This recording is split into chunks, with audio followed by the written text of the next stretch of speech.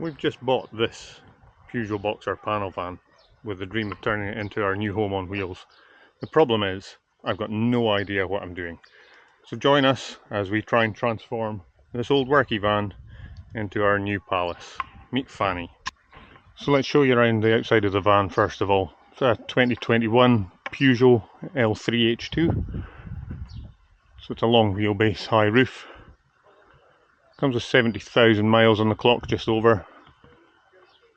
And to all intents and purposes at the moment it's just a white panel van that's been used as a construction vehicle in the past. So it's used for transporting concrete materials. You can see it's in reasonably good condition overall as we walk around the van. Nothing that gives any real cause for concern throughout. We've stuck a number plate on there just now, but it's 2021 as I've said.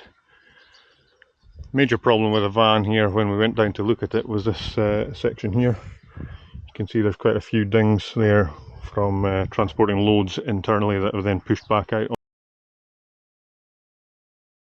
But the fortunate part is that this section here will all be replaced or cut out for an opening window to go in there. So overall plans for the van from the outside here will be sticking some new alloys on it, sticking a window in this side, same on the other side, and eventually might be putting on a roof rack along the top so we can transport some more goods. Just opening up into the cab area. You can see here we've got a 2+1 arrangement, so 2 passenger seats there with a single driver seat. The idea being that all 3 of these will swivel round into the back of the van at some stage. Otherwise it's in need of a clean, shall we say, but it's not too bad. As I said, the van's 5 years old now, thereabouts. So let's open up the van, we'll have a look inside, show you what we've got at the moment.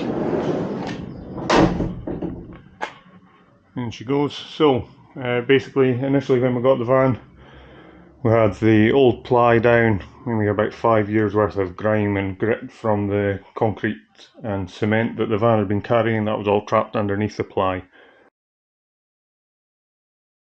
So you can see at the moment I've given it a reasonable clean out.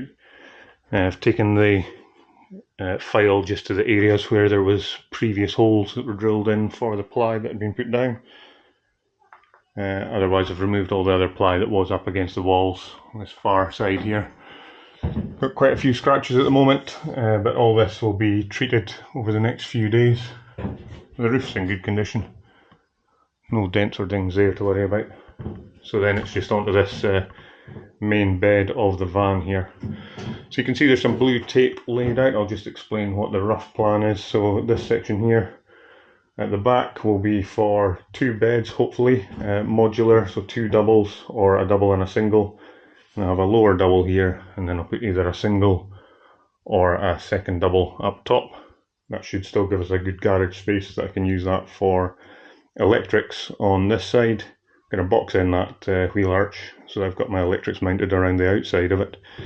And then on this side we'll box that in as well, and that's where I will put my combi pump, or my combi boiler should I say, and pump arrangement for that. So that'll be plumbing side basically, this will be electrical side, beds at the back, so you can see roughly the height that the first bed will come to. And then from this side, this next blue section that we've got here will be laid out for a kitchen area, and that's the plan at the moment. And then when I come around to this side, I've just put down a bit of blue tape here and a bit here, and that's the intention is that I'll put a 4th seat in here, and then we can have the swivel fronts that come round into this 4th seat area with a deployable table here. And then I've got a bit more space in this area. I'm going to wait and see what happens with regards to where I actually mount the seat to find out what we're going to put in here. But we'll have kitchen pod this side, some spare storage or something similar there, maybe somewhere for a porta potty, not entirely decided on that yet if we'll have space for it or not. Then we'll have the chair here, and then this will be the table here, so this will all swivel round eventually. Quite a good storage spot above the cab as well there, so room for plenty of additionals up the top as well if we decided to put in overhead bins. Not sure if we will, to be honest. We had a previous van, it was a Mercedes XL wheelbase Sprinter, and it was 7.5 meters long. This one's 6 meters long. So what we found, that even though it was a long van, because the sides curved in and it had overhead storage, it just meant that there was no actual room for manoeuvring around the van. It felt awful claustrophobic inside. So the idea behind going for the Peugeot is that it's the same for the Ducato and the Relay as well. They've all got this kind of boxy chassis that should help when it comes to designing better space and having a better flow for the van. So we're looking forward to getting started on the inside there. Next jobs for me over the next few days are going to be to rust proof these rough areas at the back here. I'll also put down some primer on top of them, and then I'll paint this back section here as well as the sections on the wall. Once I've done that, I've got some PIR board to go down. So for the floor, I'm going to do 25mm PIR board with 18mm ply on top, and that'll give us a solid base. That'll be like a floating floor for this.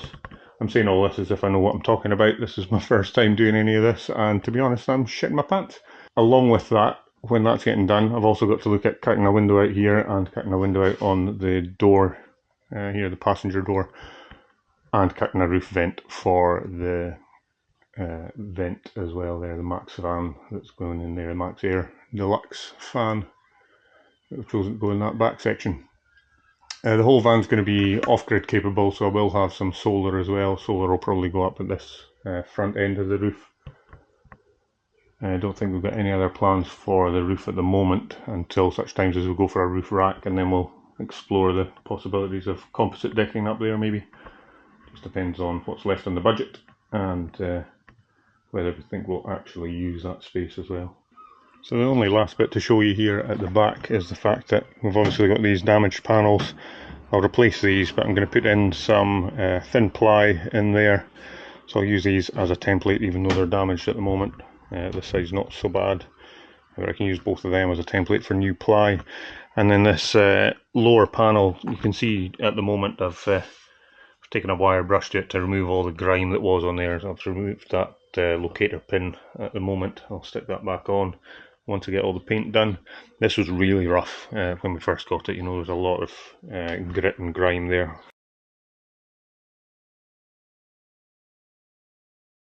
So the whole point in us going for this van is because we've got a family of 4. There's myself and Leslie, my wife, and we've got 2 kids as well, a 21-year-old called Murren and a 12-year-old called Danny.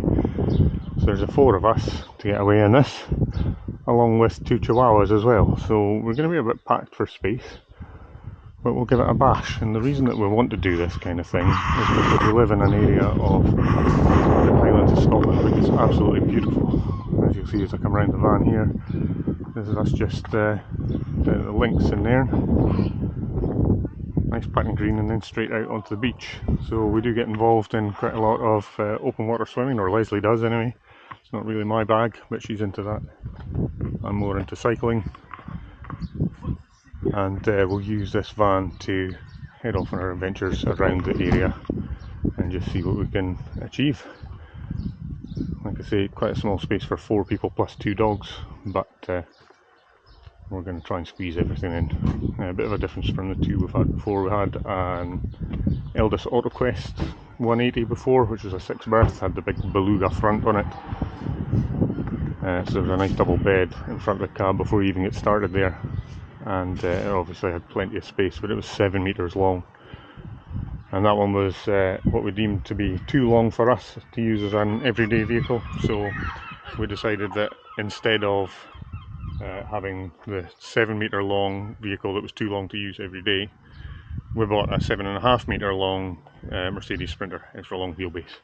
So that's the kind of decisions that you can expect from us going forward as well throughout this build.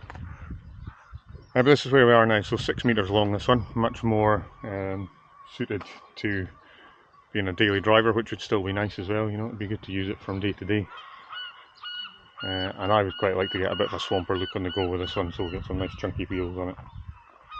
And eventually maybe a roof rack and some overlandy style accessories as well. But that'll all come in time.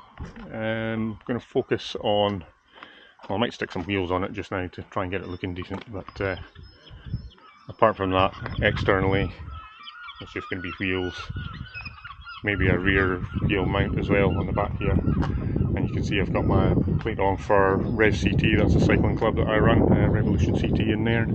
I'll have that one on just now. Contemplating getting a Fanny number plate to suit the name of the van, but for the moment I'm going to stick with what we've got. So join us anyway, see what you think as we go through the stages of this campervan build. Particularly if you have no idea what you're doing either and would like to join in for a laugh, or more importantly actually, if you do know what you're doing and you can give me some advice before I start making some stupid decisions, that would also be good. So there you are, welcome to Fanny.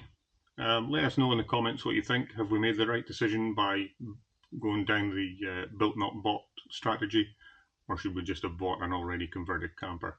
There's distinct pros and cons for each one. You know, we could have been away this weekend in a fully built camper if we'd gone for something on Marketplace, for example.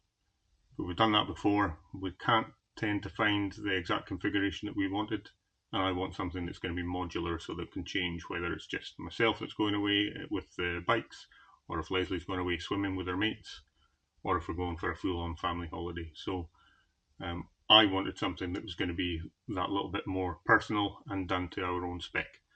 It's not going to be for everyone. You know, there's, like I said, there's pros and cons for both. But let us know what you think. Have we made the right decision, or have I fucked up at stage one? Who knows? Anything's possible. We'll catch you in the comments. Cheers.